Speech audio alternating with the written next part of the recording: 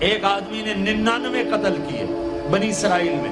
پھر ایک عبادت گزار سے پوچھا 99 قتل ہو چکے ہیں توبہ ہوگی؟ کہا نہیں ہوگی. میں نے کہا اسے بھی قتل کر دیا. 100. پھر ایک عالم سے پوچھا 100 قتل کیے ہیں توبہ ہوگی؟ کہا بیٹا کیوں نہیں ہوگی، لیکن ایک شرط ہے توبہ پکی ہو. یہ شہر گندا ہے یہ چھوڑ دے، وہ شہر نیک لوگوں کا ہے وہاں جا کے آباد ہو جا.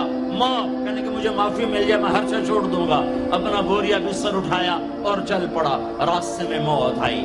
جب موت نے جھٹکا دیا تو اس نے چھلانگ لگائی آگے کی طرف، تو وہ یوں گرا، یوں اس کے ہاتھ یوں اور پاؤں یوں گرا.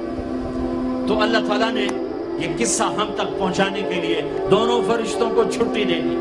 جنت کا فرشتہ بھی آ گیا، دوزخ کا بھی آ گیا. دوزخ کا فرشتہ کہنے کا ہمارا مجرم ہم لے جائیں گے. جنت کا فرشتہ ہمارا مہمان ہم لے جائیں گے. جہنم کا فرشتہ توبہ نہیں کی ہمارا مجرم ہم لے جائیں گے. جنت کا فرشتہ ہمارا مہمان توبہ کر چکا ہے گھر سے نکل پڑا ہے ہم لے جائیں گے. جہنم کا فرشتہ ابھی اس بستی میں پہنچا نہیں ہے ہمارا مجرم ہے. جنت کا فرشتہ پہنچنا ضروری نہیں ہے نیت ضروری ہے. تو اللہ نے تیسرا فرشتہ بھیجا، جاؤ بھائی ان میں فیصلہ کرو. کیا فیصلہ کرو؟ یہ اس کی میت پڑی ہوئی ہے، یہ نیک لوگوں کی بستی ہے، یہ اس کی اپنی بستی ہے. فاصلہ ناپو، اگر اپنے گھر کے قریب ہے تو جہنم والے لے جاؤ، اگر نیک لوگوں کے گھر بستی کے قریب ہے جنت والے لے جاؤ. یہ یہاں گرا پڑا تھا، گھر کے قریب تھا اور نیک لوگوں کی بستی سے دور تھا.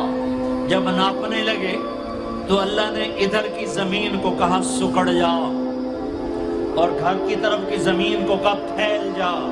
جب پیمائش ہوئی تو اپنے گاؤں سے دور اور نیک لوگوں کے گاؤں کے قریب ہو گیا. تو اللہ نے فرمایا چلو ہمارا مہمان ہے جنت. توبہ سے نہ گھبراؤ.